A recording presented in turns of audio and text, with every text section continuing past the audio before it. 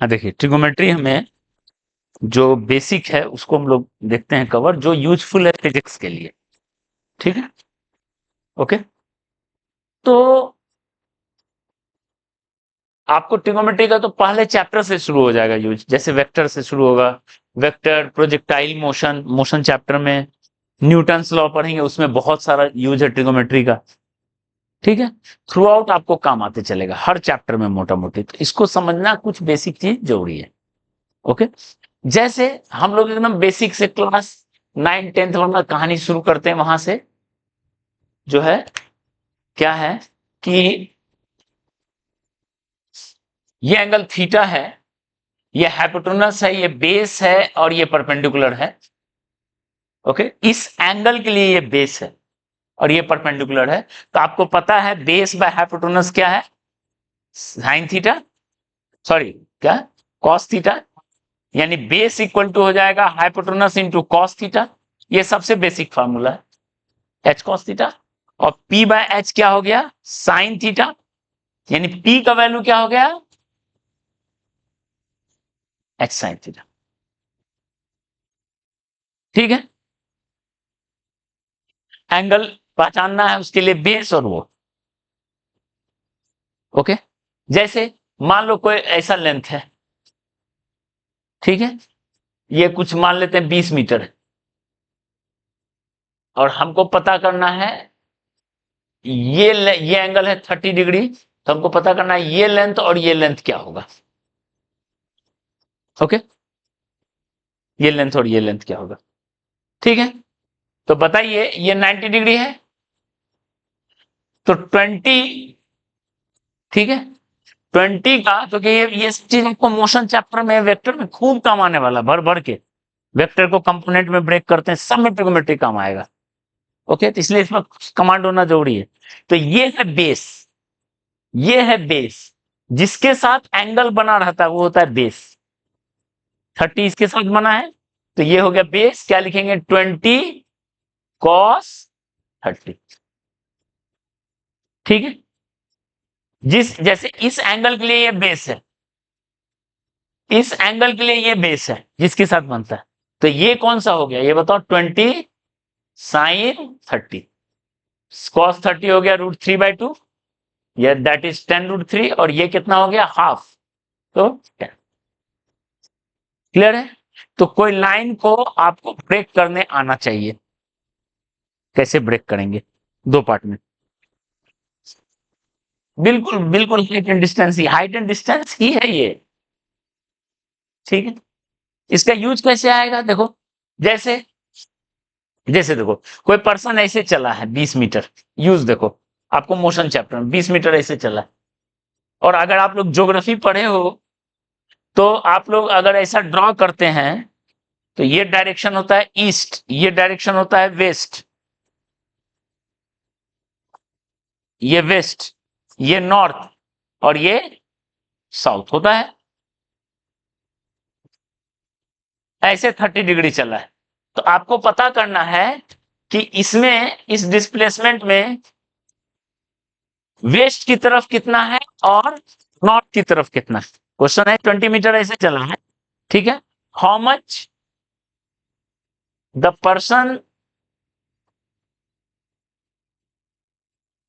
Is displaced along east, along west and along north. West और north की तरफ का कितना डिस्प्लेसमेंट गया हुआ? 20 मीटर। ठीक है, ओके। तो आप देखो ये ऐसा ट्रायंगल बनाओ, देखो ऐसा ट्रायंगल बनाएंगे, ऐसा ट्रायंगल बना, तो ये है नॉर्थ की तरफ का और ये है वेस्ट की तरफ का। ये नॉर्थ की तरफ और ये वेस्ट की तरफ मिलके नेट ऐसा चला गया, चला गया। तो बताओ नॉर्थ की तरफ कितना गया है? ये कितना है? 10 √3। यानी नॉर्थ की तरफ कितना हो गया? अलोंग नॉर्थ हो गया 10 √3 मीटर, और अलोंग ईस्ट कितना, अलोंग वेस्ट कितना हो गया बताओ? तो कोई पर्सन नॉर्थ की तरफ इतना गया, वेस्ट की तरफ इतना गया, तो नेट इतना गया। क्लियर है? ये आपको मोशन में आएगा। हाँ, जिस एंगल के साथ लाइन होता है उसको बेस मानते हैं। जैसे इसके साथ है तो इसको बेस मानेंगे, यहां इसके साथ है तो इसको बेस मान लेंगे। ठीक है, बेस देखते ही कॉस लगा देंगे। क्लियर है? ओके, डन, समझ में आया? ब्रेक कर देंगे। कोई भी और एक एग्जांपल ले लेते हैं। मान लो ईस्ट, वेस्ट, नॉर्थ, साउथ, कोई पर्सन 10√2 मीटर जो है 45 डिग्री पे से गया। ठीक है, साउथ और ईस्ट के बीचों बीच गया। इस डायरेक्शन को क्या बोलते हैं, कोई बता सकते हैं? साउथ और साउथ ईस्ट डायरेक्शन, इसको बोलते हैं साउथ ईस्ट डायरेक्शन। कोई पर्सन 10√2 मीटर साउथ ईस्ट में गया है, तो आपसे पूछा गया कि how much the person moved along east and along south। Question समझ में आ रहा है?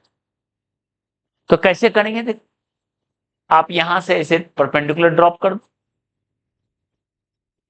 ठीक है, तो आपको क्लियर दिख रहा है, इधर है कुछ, इधर है कुछ, अब मिल के नेट है ऐसे 10√2 मीटर है, 45 डिग्री। क्लियर है? तो बेस हो गया ये, तो 10√2 cos 45, और ये क्या हो गया 10√2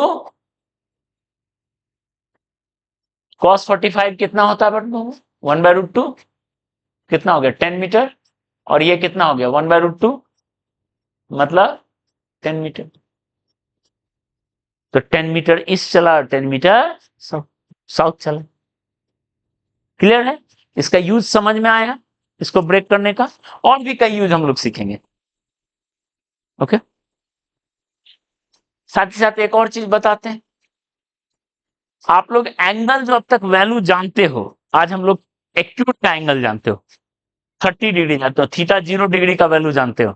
0 डिग्री के लिए साइन कितना होता है, साइन 0 0, कॉस 0 1, tan 0 0। थीटा 30 के लिए जानते हो सारी चीज, कोई दिक्कत? थीटा 45 के लिए जानते हो, थीटा 60 के लिए जानते हो, और थीटा 90 के लिए, इतना तक जानते हो। आगे आज पढ़ेंगे हम लोग, सीखेंगे कैसे कैसे करते हैं, और जो चीज सीखेंगे वो मैथ्स में भी खूब काम आने वाला है। मैथ्स में ही काम आएगा, फिजिक्स में कहीं कहीं काम आता चल देगा। ठीक है, ध्यान ये रखना है। अभी हम लोग को दो एंगल ऐसा सीखना है। एक एंगल 37 डिग्री, बहुत इंपॉर्टेंट, 37 डिग्री। ठीक है, और एक एंगल θ2 53 डिग्री, 37 डिग्री और 53 डिग्री। ठीक है ना? आप देख के बताओ तो क्या दोनों कंप्लीमेंट्री एंगल्स हैं? 90 हो गया। यस, ये दोनों क्या है, कंप्लीमेंट्री एंगल्स हैं। क्लियर है? तो एक का साइन 37 जो होगा वो किसके इक्वल होगा, कॉस होगा, कंप्लीमेंट्री का प्रॉपर्टी होता है। और कॉस 37 डिग्री कितना होगा बताओ? इतना तो समझ में आ रहा है, होता है ना इतना कंप्लीमेंट्री में। पर वैल्यू कितना होगा, अब ये वैल्यू याद रखना है। 37 का होता 3/5 4/,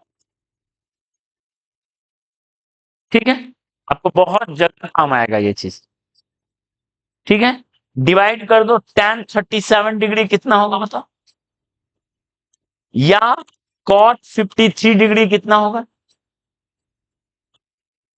तो साइन बाय कॉस होता है क्या, 3/5/4/5 कट जाएगा 5, तो क्या बचेगा tan 53 डिग्री या cot 37 डिग्री कितना होगा 4/।